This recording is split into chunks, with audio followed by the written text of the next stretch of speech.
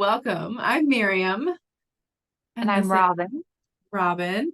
And this is our first time being out in the public, we're just here to have conversations. We're here to um, build community, to create a safe space for people to find encouragement and insight and ask questions that we ask each other, that we consistently engage with over phone calls and text messaging.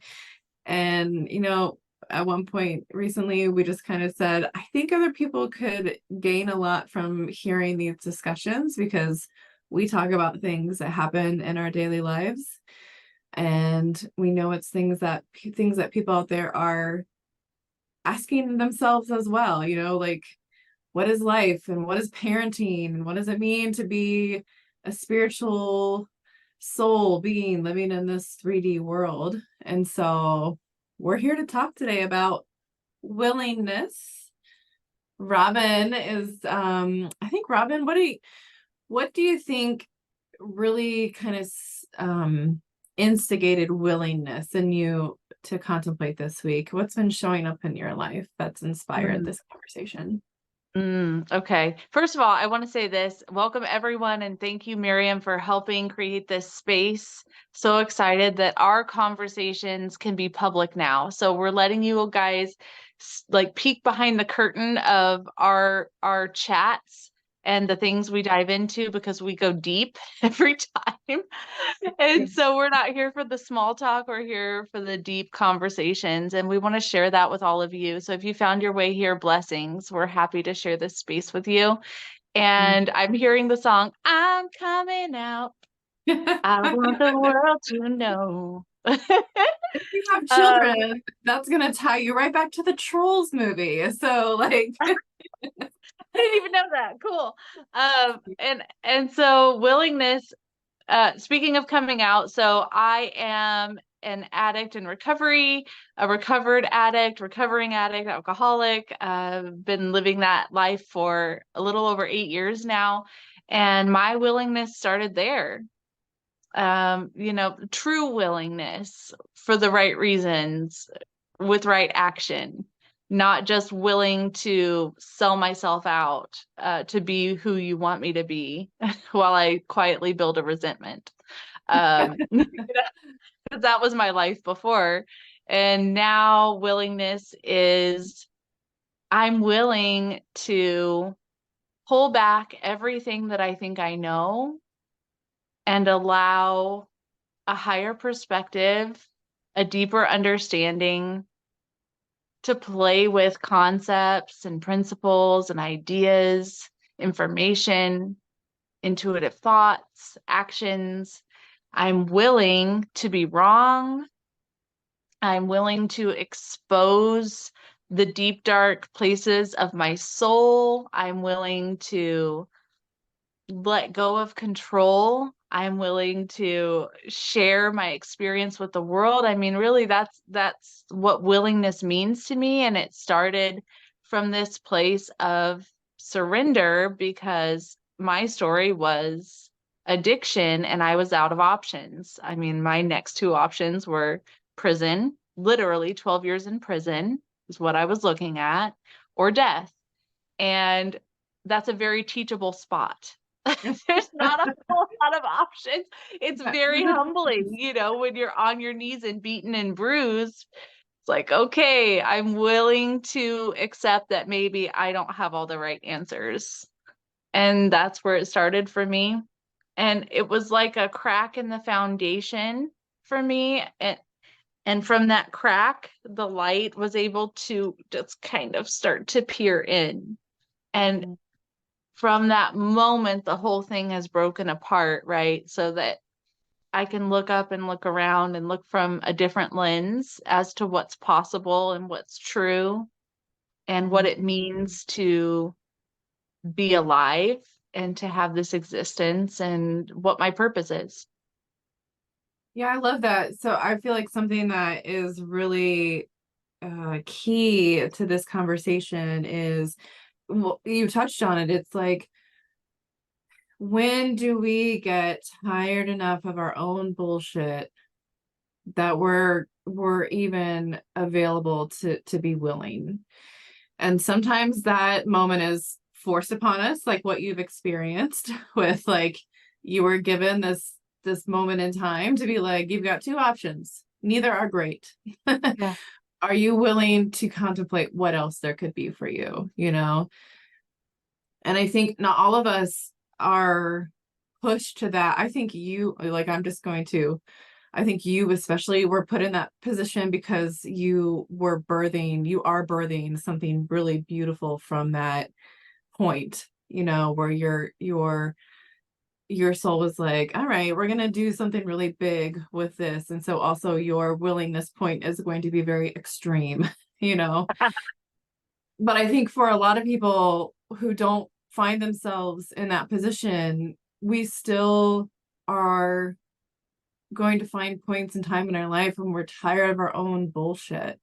We're like, I just can't be this anymore, you know. One question I ask my clients a lot is like, what is the question that you're constantly asking inside of your head? Like, like I give the illustration of like when you're just like kind of going about life and there's this chatter in the back of your head. Like for me, it's like, when are you going to get it together, Miriam? When are you going to get it together? When are things gonna, like, when is it going to work out? You know, like kind of that repetitive question that eventually you're like, if I ask myself this question one more time, I'm going to lose my mind. I feel like that's a really important point in people's lives to be like, am I willing to actually hear my own answer? You know, am I willing to actually hear that I don't have to be stuck in like disease of like um of dissatisfaction and frustration. Like I am not even willing to hear the answer at this until I get to a point where I'm like, enough is enough. I'm going to switch my position, my posture from like approaching and like aggressively seeking to receiving. I'm going to actually let the answer and the solution come through. So I think willingness is more than just like, it's deep work. It's deep work. And I think Yeah. it keeps getting, it's deeper and deeper the more that you open up, because it's like an edging almost. It's like, you're like, oh, I heard it. I'm willing. I'm willing. And so you receive and you have a revelation. And then the universe is like, how much more do you want to know? And you have to keep saying, I'm willing. I'm willing to learn more. So, Yeah. And yeah, you're right. Not everyone has to have that groundbreaking moment, that's a huge obvious fork in the road of your life sometimes. And I will say this, from that point, there have been multiple points on my map of my life that have been, okay, I've outgrown this now. I'm feeling irritable, restless, and discontent. I mhm, can feel that agitation or that excitement, anticipation stirring inside of me. There's something more. mhm, And I was just talking with a friend about this morning. So many times we have this expectation of it was meant to be, so it's meant to be forever. Like, this is my new thing. I'll build mhm, my identity around this relationship, this career, this role of motherhood, whatever it is. And that will be my identity henceforth. And like all things, those things go away. Everything is yeah, temporary. And sure. as they evolve and change, it's like, oh my gosh, if I'm not this, then what am I? Mhm, And so there is this understanding that comes that just because it's meant to be, and I'm willing to learn right now, and I've learned the thing, whatever it is in this moment, it doesn't mean that that will not also change form and transform into something else. And then am I willing to let go of the thing I was willing to receive before and mhm, received as a gift? am I willing to let go of that now and continue to grow? Because let's face it, that's really what we're here for. We're here to have all the experiences and all the growth. And am I willing to let that be organic and beautiful without clinging to everything and making it so painful that it has to be pried out of my talons in Mhm. immense pain before I'll let it go? Yeah. Or do I need the pain experience to be motivated to let it go? Because Yeah. I think we can all relate to it's going. If it's meant to go, it's going. So Yeah. am I willing to let it go, or do I need to like go through some painful experience? I had to get the crap beat out of me.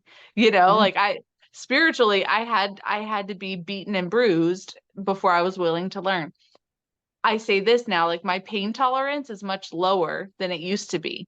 And I used to Yeah. be really prideful about my pain tolerance. I'd be like, I can take so much pain physically, spiritually, emotionally, like, I'm just flexible and I bend with it. And now I'm like, no, my pain tolerance is low. I'm not interested. When it starts hurting, I'm just ready to let it go. So I'll I let it love go that. so fast. Yeah. I love that. I was just thinking about this the other day. We get addicted to our stories. Oh, We get addicted to our stories and we want to like I have my own like my with my son here I am telling the story again, but I'm realizing like how much I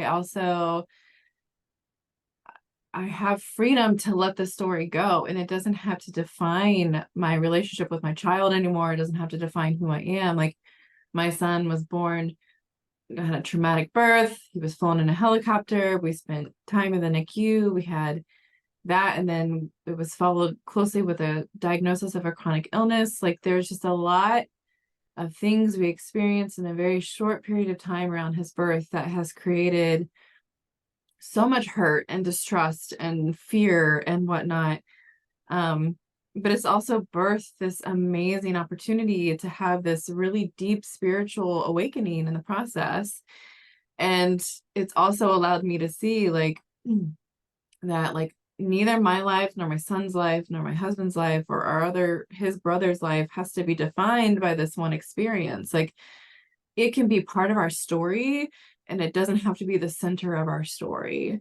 Like we don't have to stop living in that moment when the trauma happened. We can heal, we can move past so that I think people don't like I know like I don't want to lose the importance that was that time in our lives. Like I don't want to pretend like it never happened because it was so important. And at the same time, I know if I continue to live in that state, I identified this pretty early on. If we continued to live in the victim mentality of like things had happened to us, that it was going to create a life where we were going to constantly be seeking someone else to fix our lives, And it very clearly showed us instead that like we had created this on purpose because it was an experience that was important for us to have in this lifetime as this collection of souls together, as this family unit. And like now it feels, I did some I did some somatic therapy on my own last week and I let it get out of hand. And I was like, oh, I let myself completely go back into that moment, into that pain. And when I came through on the other side of it, I was like, fuck this. I am done feeling this. Like I was like, this is not my story anymore. Like this feeling of despair and hopelessness is not my story anymore. And I think it was like my last time to visit that. And but I had to be willing for that to be an option. Like I had to be willing to say, I'm not going here anymore because the energy has run out. You said this before, Robin, like we have to let the energy of something run out. If it's not serving us anymore, we can't keep going back to it when it's not really feeding us anymore. It fed us, it served its purpose. And so now we get to move as a unit into another chapter of our story and we don't have to keep going back to the pain. We can be open to the joy of what else there is out there. But you have to be willing to do it. I love that. And that's exactly, I mean, I'm just hearing this. Are you willing to accept that all of that happened for you? Mm-hmm. And it's a little bit cheesy because a lot of people are talking about this concept of it happened for me and not to me. But really, like, let's think about it. The addiction that happened to me actually was the best thing that could have ever happened for me in my life, because there is absolutely no way that I could have ever been this free. I mean, it was a clean slate. I was able to go into treatment and realize when I get out of here, I'm busting out like a wild racehorse. That's the vision I kept seeing. And I am going to be wild and free, and nobody can tell me who I am anymore. I get to decide who I am now. I get to start completely from scratch. And while that can seem overwhelming, if we take small bites one at a time, just one right action Mm-hmm. at a time, Mm-hmm. uh, it unfolds. It's just an unfolding. And the stories did happen, and not extracting the pain from those moments for years and generations and eons does not discount or dishonor the experience. Yes, Right. it happened. And, I believe that a lot of these things happen for us to fully experience and feel, and then Mm-hmm. transmute that energy back into neutrality. Can I Mm. be neutral about it? You don't have to be joyful. Like, oh, I'm so glad Sure. I am. Oh my I'm gosh. glad that I was addicted, because it wouldn't have gotten me here. But Mm-hmm. if it's something, traumatic like what you went through, that's completely different from what I experienced. And can we at least get to the point of neutrality about it so that we're not drawing on this negative energy anymore?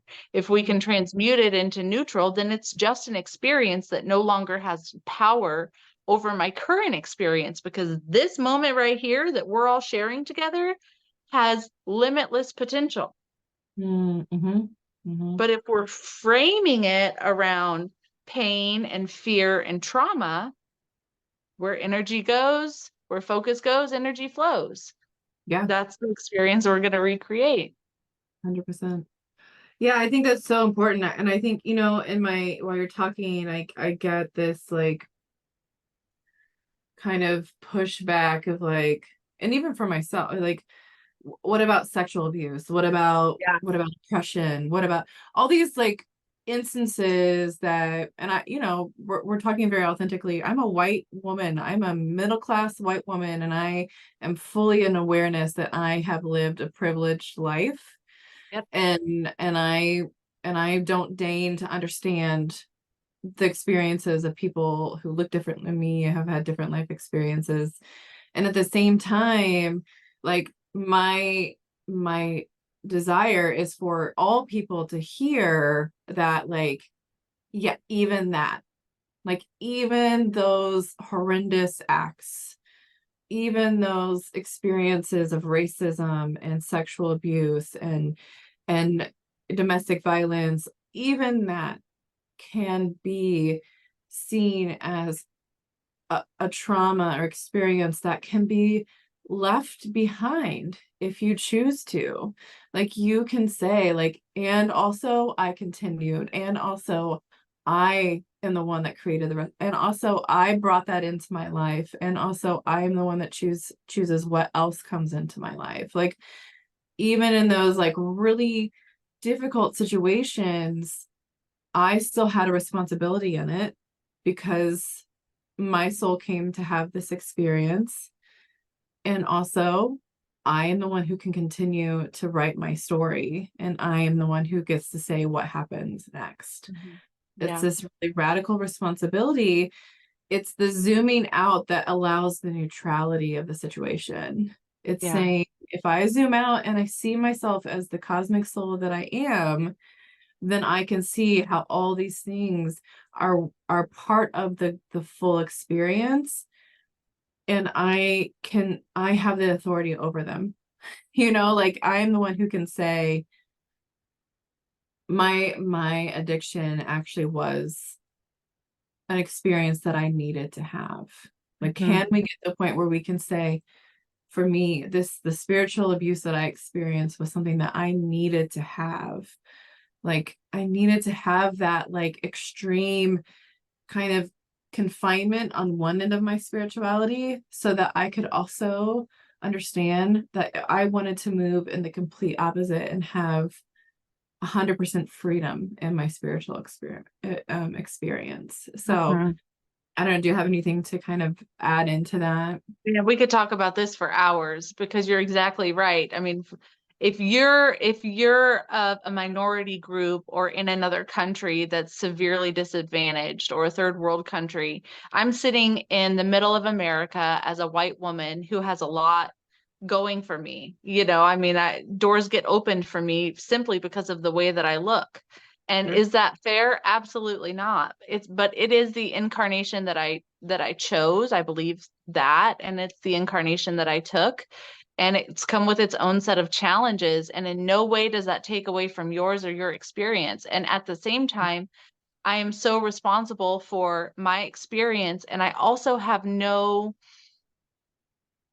have no dominion over anyone else's experience, not my husband, really not my children, in truth, and not the other people who are suffering. That doesn't mean that I don't acknowledge the suffering, because I Absolutely. absolutely do. And I absolutely feel it. And I have so much compassion for everyone's experience. So if I don't have control over it, then what do I do? How do I contribute to the world?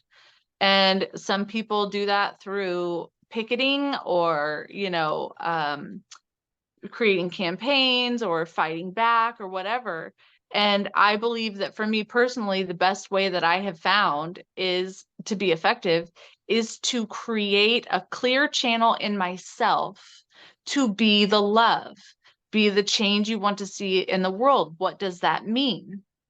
What does that mean? And for each of us, it means something different. For me, it means create a clear channel. Get rid of your crap, get rid of your bias, get rid of your ego as much as you can. I mean, as long as I'm wearing this body, there's going to be an ego there that has to be acknowledged. Sure. Clear it out and be of service. What can you do? So I can't fix the whole world. I wish Mhm. I could. But what I can do is I can take the next right action. I cannot be a selfish asshole, right? I Mhm. cannot be consumed with myself and my priorities. And I can create a space for love where the people who I can affect will be drawn to me. So I'm Mhm. not so busy focused on myself that I can't affect the people that are brought into my experience. And when we share space together, I can be present for Mhm. that. And when I'm by myself, I can meditate on raising my own vibration and sending that out as an act of love and service to the world. I truly believe that the divine feminine takes energy in, holds it in her womb, and has the possibility to transmute the negative energy, turn it to love and acceptance, and send it back to source, to God, to the universe, and to other beings that are within the universe as an act of love and devotion. Somebody said, if all you ever do is raise the moment in front of you by Mhm. leaving it better than how you found it. If it's Mhm. picking up a piece of trash, if it's holding a door, if it's not cussing at someone that cuts you off in traffic, if it's listening to your kid's story about Roblox, or whatever, however insignificant it seems, being present in that moment, Mhm. if that's all you do is raise each moment in front of you, that's more than enough. Right. And I love that so much because, if we kind of refocus on like the willingness, like so many of these things things that seem like, well, we're talking about willingness, and then how do we end up on like, how do we address social justice and these issues? It's because willingness is at the core of it. Like if we're not even willing to be an open channel, willing to see your role in the world, willing to see how you can impact your life around you, it really comes back to that present. Like there is nothing more powerful than the present moment, because that is where life is actually happening. Like that is where people feel love. That is where people see love. They don't we want to live in the past and the future, because it's like we think we can control that. We think we can control how the future happens, or we think we can control how we see the past, but really our greatest impact is in the present moment. But if we're not willing to be there, if we're not willing to like be like, oh, I have hands and a body that's living in the present moment, then we we really miss the opportunity to have that impact, to like express out into the world like our gifts, like what we're able to contribute to the collective, you know. So our willingness to stay present, our willingness to say like, I'm never more powerful than I am in this moment, is is a is a game changer. You know, like we can live our lives from the past, we can live our lives from historic records and things that have happened in the past. We can say, because of what happened then, I am this now. Or we can say, I am this now, and therefore it will impact how we see our future and impact how we see our past. um but there's a lot of give there. We have to let go of a lot of our, like you said, let go of our ego and the control and the greed or anger or frustration that we like to kind of use to fuel our days. You know, this has happened to me, and so I'm gonna treat this person like that. I'm gonna say these words in this way. I'm gonna expect my children to behave in a certain way because I was expected to behave in a certain way. And that is a lot of control that we have to be willing to let go of, to get into that moment where we can experience this deep, rich, like life that's like moment by moment, and it's available for everybody, no matter, like I think that's one thing that I really have wanted to express in my uncovering, is that, or my evolving, is just how much each single person on the planet, we are all here having this cosmic experience. It's incredibly special. There's only like 8 billion souls currently having this experience in this timeline. You know, I mean, this multiplies, right? However deep you want to go into it. But there are 8 billion souls in the entire cosmos currently having this experience.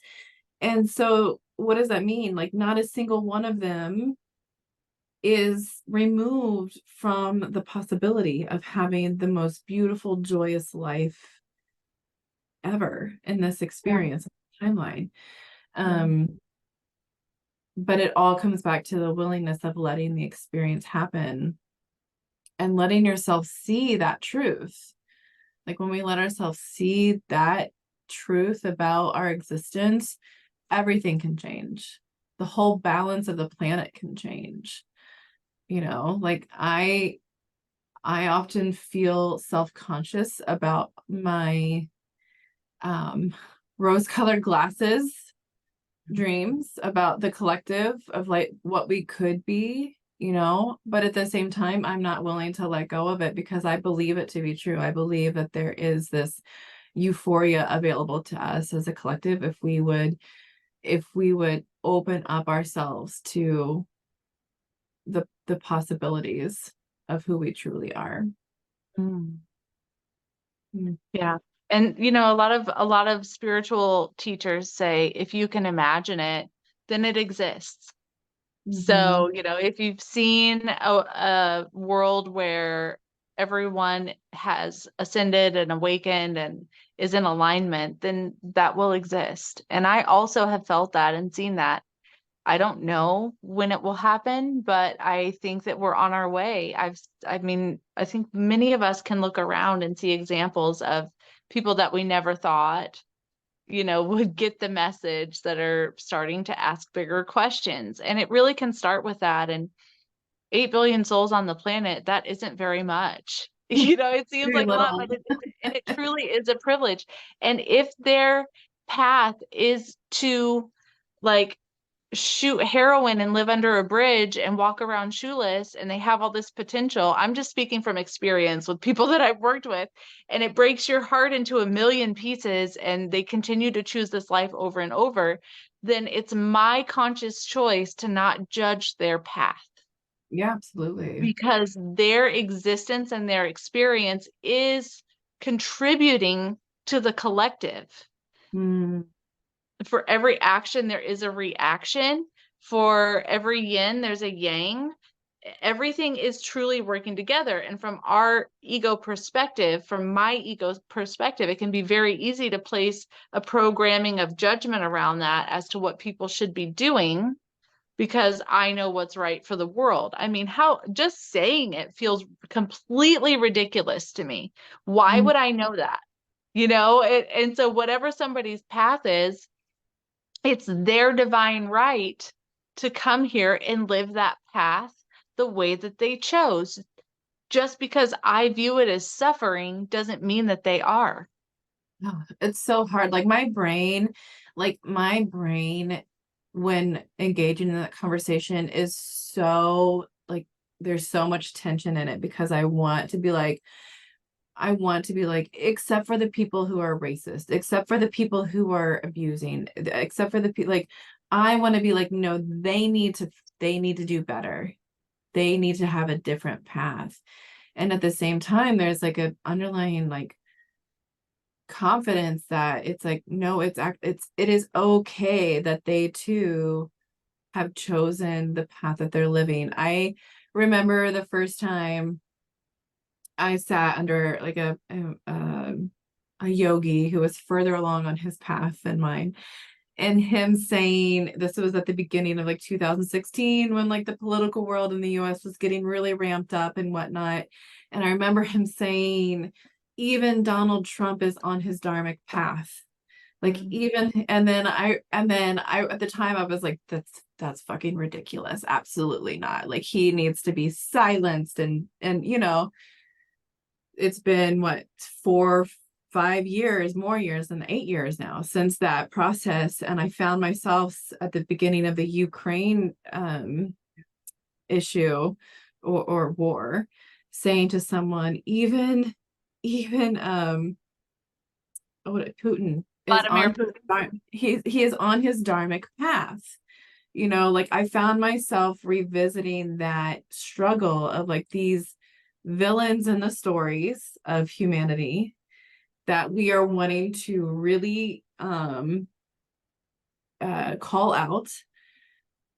They are igniting, they are awakening us to say, like, what do we actually want for the collective? They're Uh-huh. asking us to evaluate where we are as a collective, and what are we going to tolerate in our collective?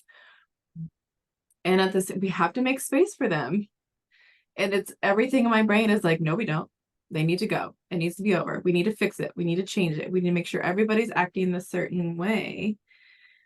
And then there's this other part of me that's like, no, like we're on a stage, we're on a playground, we are watching social constructs be experimented and played with. And we have to turn inward and say, what am I doing? Not, What is my energetic body contributing to the collective? My yeah. thoughts and opinions are pretty insignificant compared to the vibration that I'm sending out to the planet and the universe, Mm-hmm. even though they contribute to that vibration. But like my opinions are probably the least important thing going on in my whole hemisphere. Mm-hmm. Right. you know, Yeah. uh, Yeah. and But you, and somebody said something really cool this week. I wish I could remember who it was, but they said, all of these people who have committed heinous crimes and crimes against humanity.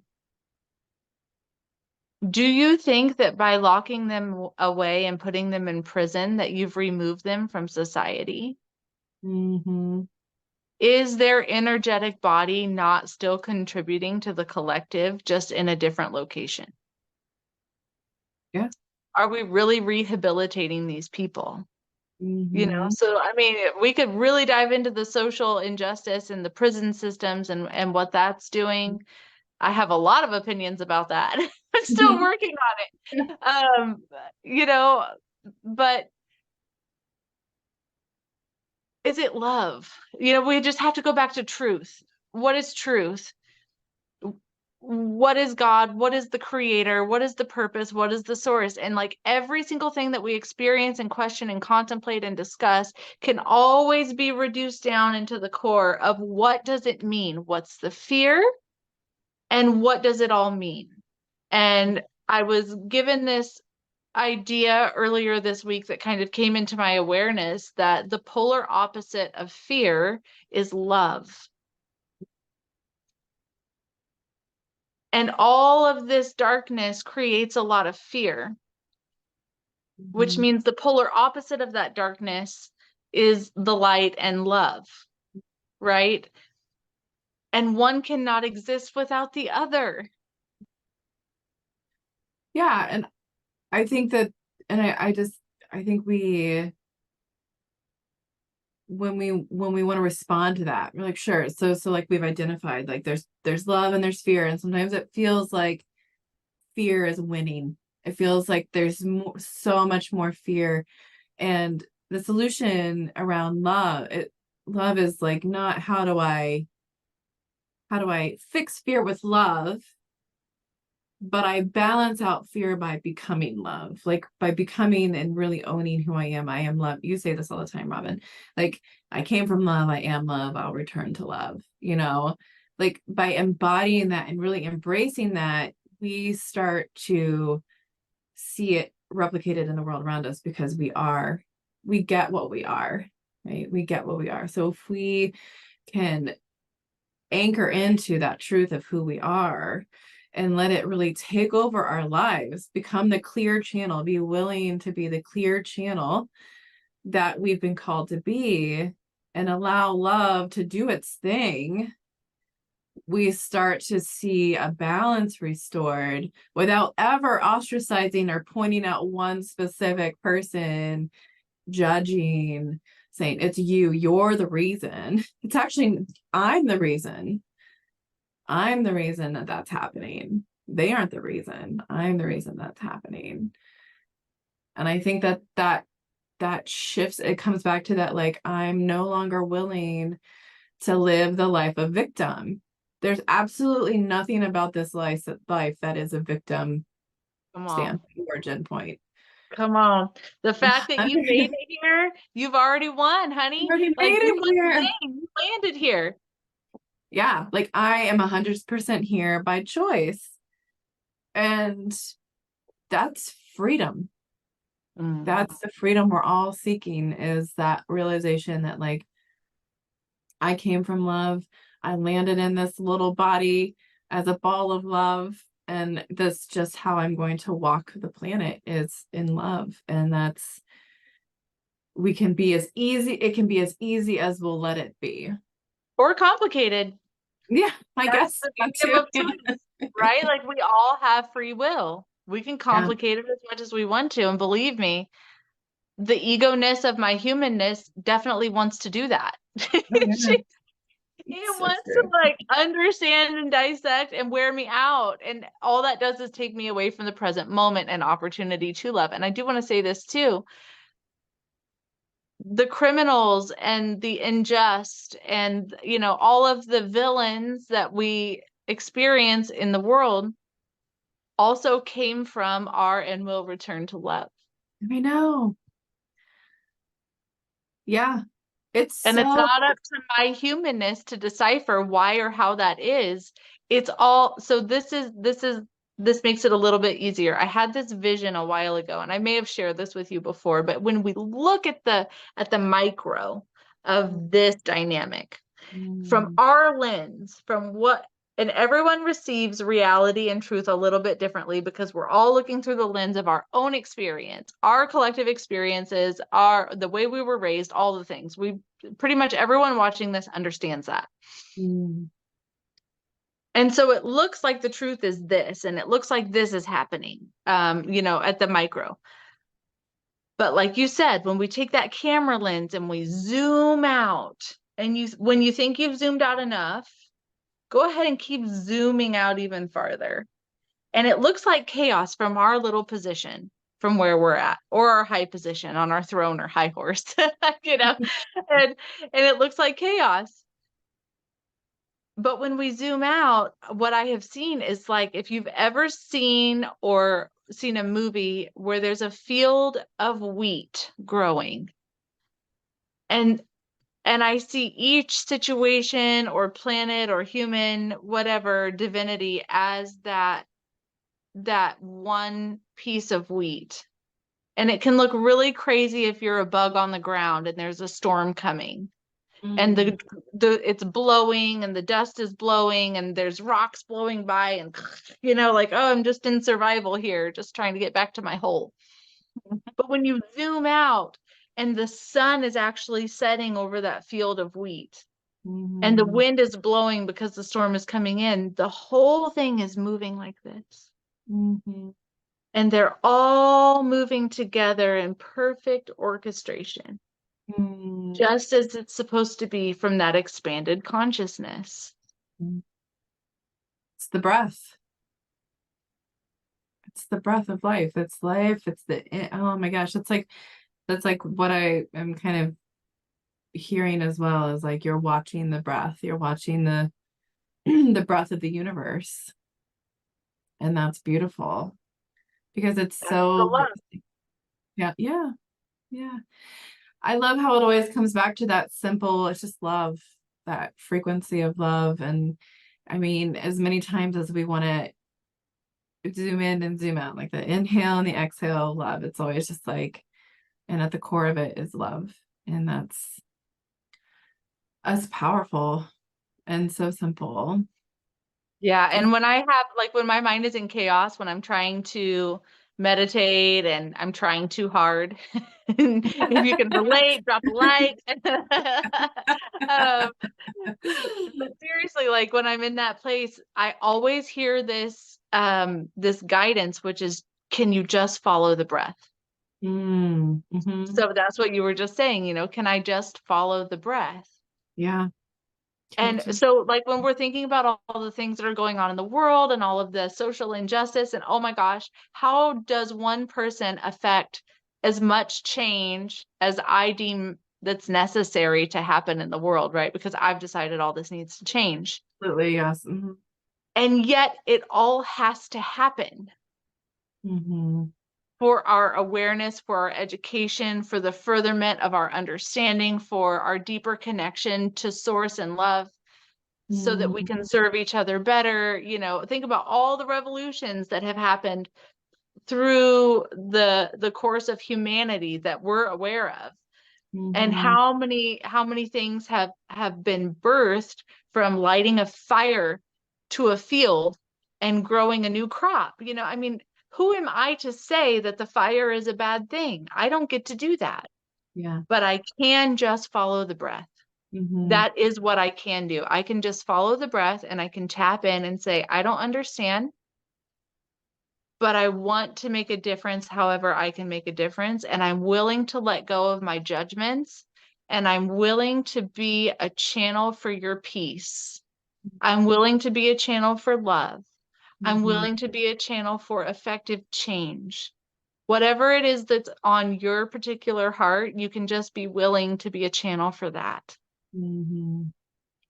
Yeah. I love that so much. I'm being reminded for, my people, my people in the audience who are um who are from a religious background, possibly like a Christian background. Um, what Robin is speaking to is really calling to mind there's this concept in Christianity of come Lord Jesus, like come take it down, burn it down. And that bothers me to no end. I feel like it's a cop out. I feel like it's uh, a victim mentality that is perpetuated in religious beliefs, that at some point some great deity will come and just fix it all, you know. Also, I love that at this point in history, we think that now is the time that's worthy of the apocalypse, because as if it hasn't felt like this for humans since humans began. Like, I feel like humans always feel like they're on the precipice of the end. But anyway, I think that speaks to that so much of like, we have to be willing to see that we are the ones who hold the solution, and that no one is coming to save us because we're here. We don't need saving. We are here. We're able to bring forth exactly what we desire and the change we want to see. And I wanted to make sure I spoke to that, because I feel like it's been needing an outlet. I've needed an outlet to share that, like, build up of blame that happens a lot across people. They're like, I just need Jesus to come and fix this. Like, no, Jesus already fixed it. You're here. Like, you are it. So go do the thing. Go be the love. Like, be exactly who you are here to be. Have fun, be joyful, see the playground, see the the freedom that you've been gifted by being here, and be willing to stay in it, to stay in the moment. We're on one of the biggest playgrounds in the cosmos. Yeah, I love Wearing it. these cool bodies with phalanges that can pick things up and stretch them and create and build. They can And run, yeah, they can have sex, they yeah. can Mhm. eat, they can have I love your story about your dad, Robin, and his encouragement of you to to taste life, keep tasting life, because he misses it on the other side. I think that's a beautiful reminder. Taste it, feel the sun on our skin, the wind blowing.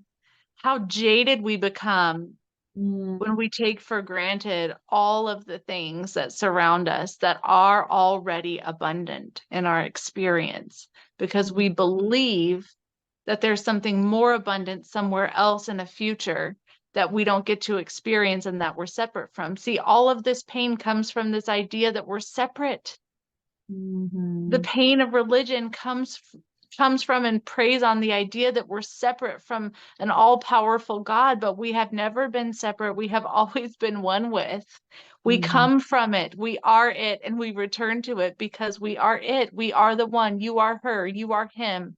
You are here now. You hold complete divinity over your experience, over your life, and your past happened. None of that is being taken away from you, but who are you now in this moment with what you've learned? And the abundance surrounds us. Taste the fruit, feel the sun, feel, hear the birds chirping, feel the wind caress your neck and your shoulders. Feel the sand beneath your toes, the dirt beneath your toes. Feel the pressure of the gravity of Earth pressing down on your body, holding you here. It won't last forever. Just enjoy it and savor the moment. Can we savor the moment? It doesn't mean that everything is a Hallmark card or a Hallmark movie. It just means that we're acknowledging that it's happening and we're giving thanks for whatever it is in that spirit of gratitude. And can we just taste the fruit?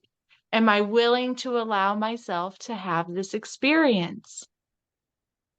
Am I willing to take responsibility for my experience? I'm not here as a punishment. God does not exist outside of me.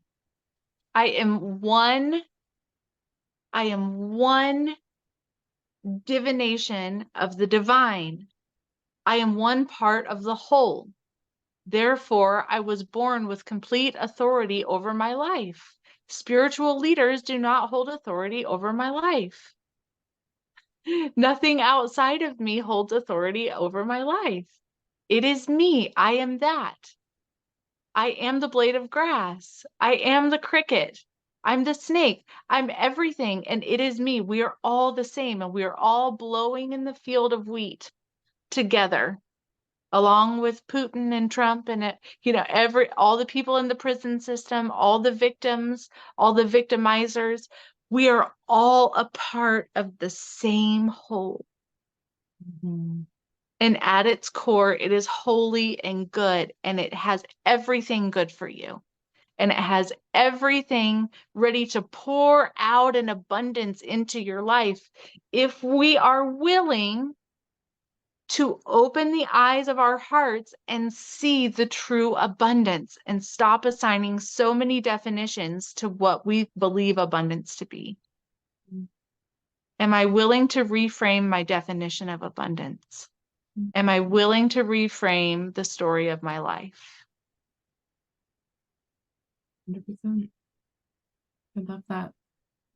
I think that's a really beautiful place to conclude, you know? I mean, there's nothing really more to say than that.